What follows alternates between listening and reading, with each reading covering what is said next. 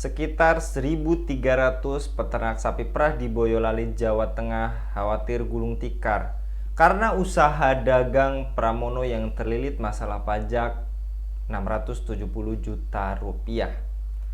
Pramono selama puluhan tahun berperan penting bagi peternak sapi perah untuk menyediakan pakan dan pembelian susu. Namun, UD Pramono saat ini terpaksa menghentikan usahanya sementara waktu setelah rekeningnya diblokir karena tunggakan pajak sebesar 670 juta. Situasi ini mencerminkan ketidakadilan yang dihadapi rakyat kecil terkait kewajiban pajak. Apakah beban pajak yang ditanggung pengusaha kecil semakin menyulitkan mereka bertahan di tengah persaingan dan biaya operasional yang tinggi? Lantas, bagaimana solusinya? Untuk membahasnya kami terhubung dengan Bung Yuwana Triutomo. Kita sapa terlebih dahulu. Assalamualaikum warahmatullahi wabarakatuh, Bung Yuwana. Waalaikumsalam warahmatullahi wabarakatuh. Bung Anggi.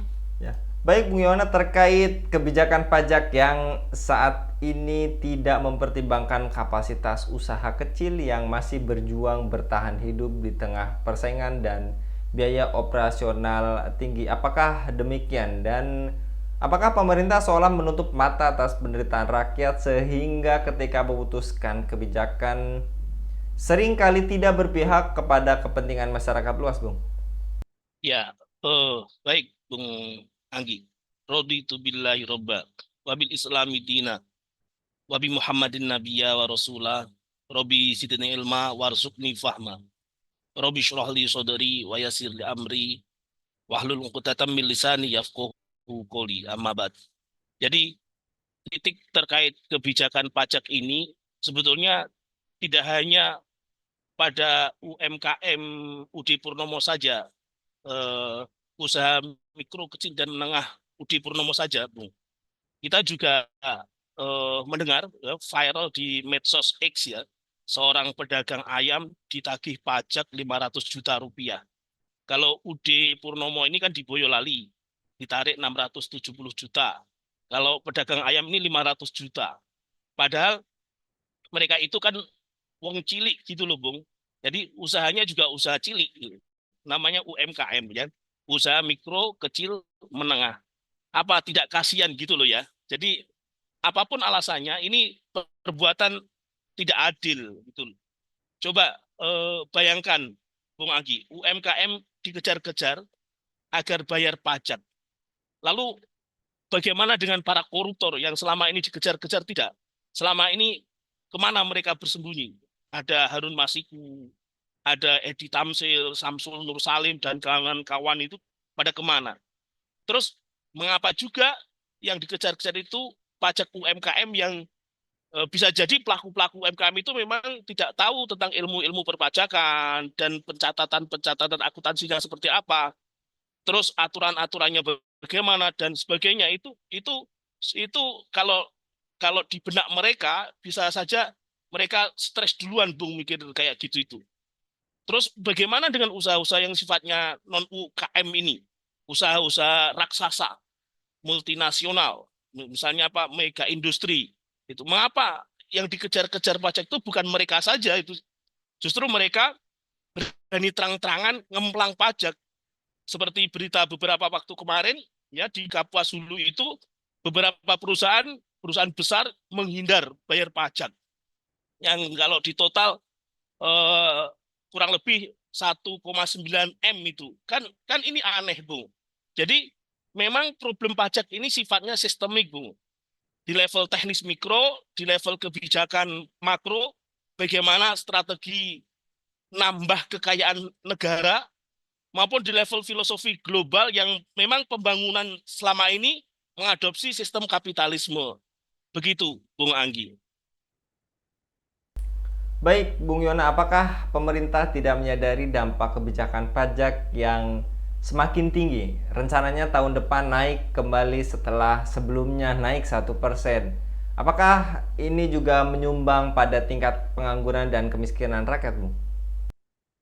Oh iya, Bung. Sebetulnya kalau kita bicara pemerintah terkait tanggung jawab pemerintah terhadap pengelolaan UMKM dan sekitarnya, ini kan menjadi tugasnya Menteri UMKM yang di yang sekarang dipisah ya. Sebelumnya kan digabung dengan UMKM dan koperasi. Sekarang dipisah UMKM sendiri, koperasi sendiri.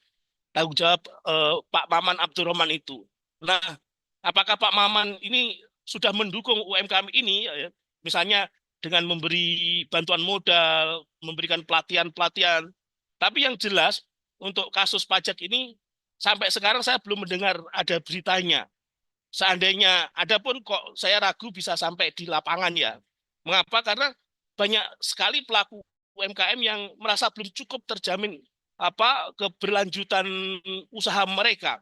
Ya, misalnya pajak dan regulasi ini justru sering dirasa menjadi beban yang memberatkan UMKM ini. Padahal mereka masih dalam tahap bertahan, ya, masih tahap merintis, ya, masih berusaha untuk establish gitu. Tuh. Ya, misalnya juga eh, meskipun UMKM itu memperoleh tarif pajak final 0,5% ya dari omset misalnya itu, tapi itu pun juga dirasa eh, apa dirasa masih menjadi beban. Biaya tersebut tetap terasa besar bagi UMKM itu, yang keuntungannya tidak seberapa, tidak seimbang jika jika dikalkulasi dengan pajak ini. Apalagi dalam kondisi yang situasi yang serba sulit seperti sekarang ini, ya, bahan baku naik, harus sewa tempat dan sebagainya. Selain itu, faktor seperti akses pembiayaannya, dukungan teknologi, pasar, ya, itu masih menjadi kendala besar bagi UMKM. Itu makanya kemudian regulasinya itu jadinya jadi kaku gitu, jadi tidak fleksibel gitu, proses administrasinya rumit begitu. Nah, ini kan malah menjadi penghambat perkembangan UMKM itu untuk bisa bertumbuh begitu. Nah, coba kalau misalnya benar-benar pemerintah eh, menjamin keberlanjutan UMKM, pemerintah mestinya kan melalui Menteri UMKM ini menghapus kebijakan pajak saja gitu. Bahkan untuk seluruh usaha dan bisnis. Kenapa? Karena dalam Islam narik pajak itu hukumnya haram ya, sebagaimana hadis la yahillu malumriin muslimin illa biti bi nafsihi. La yahillu, tidak halal harta seorang muslim kecuali dengan kerelaannya. Kira-kira umat ini ditarik pajak itu rela nggak, Bung? Ya, jelas sekali. Mana ada yang rela gitu. Kalau rela, terus ngapain harus ngemplang juga gitu loh.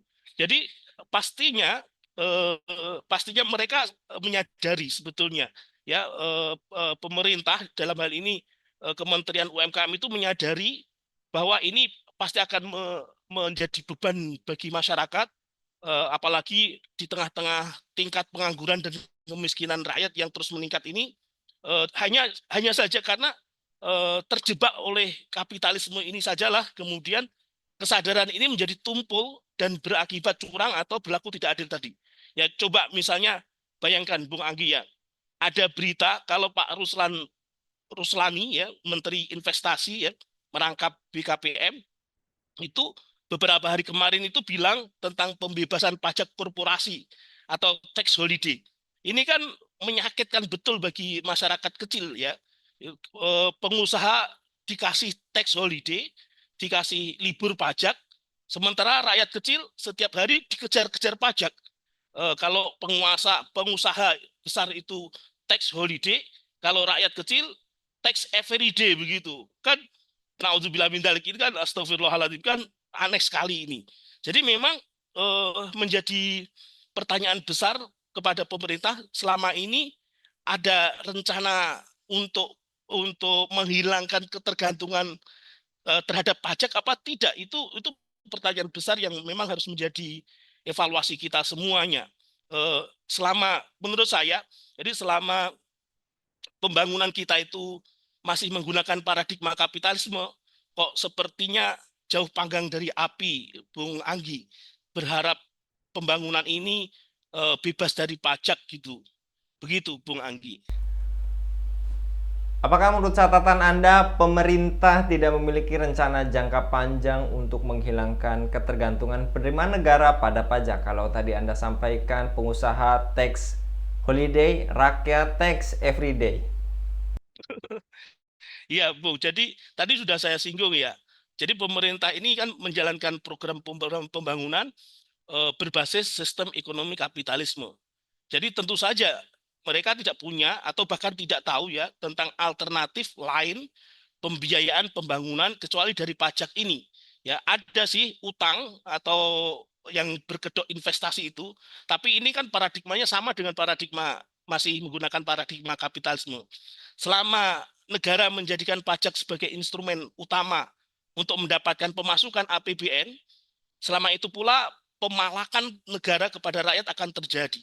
Padahal kalau kita buka data APBN 2025 itu jelas sekali negara akan defisit 2,53% ya. Ini APBN 2025.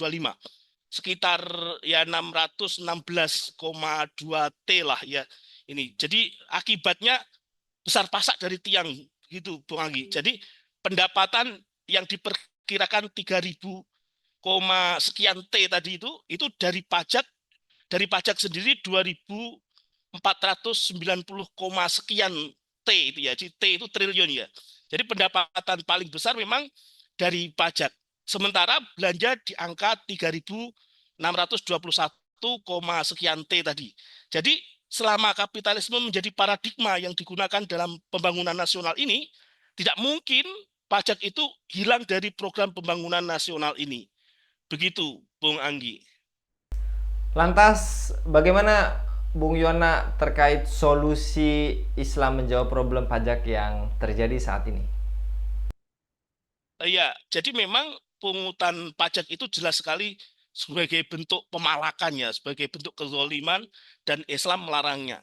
Selain hadis tadi sudah saya sampaikan, ada juga hadis yang lain, la yadkhulul jannata sahibu maksin. Tidak akan masuk surga orang-orang yang memungut maksin.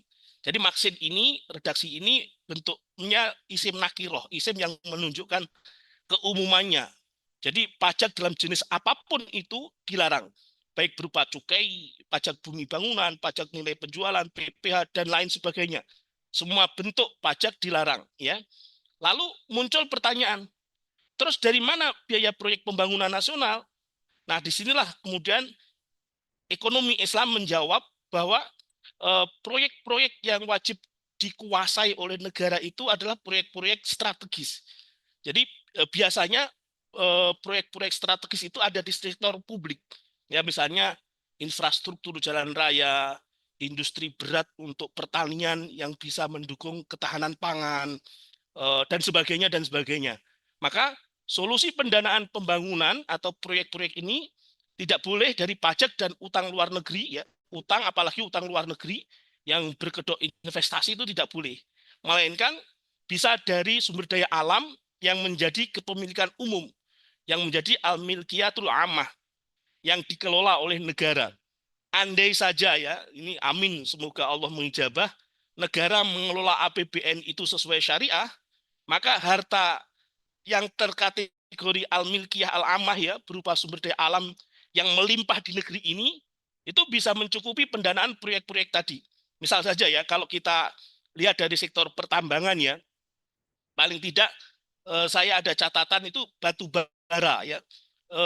Indonesia itu memiliki jumlah cadangan hingga 37,6 miliar ton dan dari batu bara ini memiliki potensi pendapatan sebesar 167.840,572 triliun. Jadi ini baru dari batu bara saja.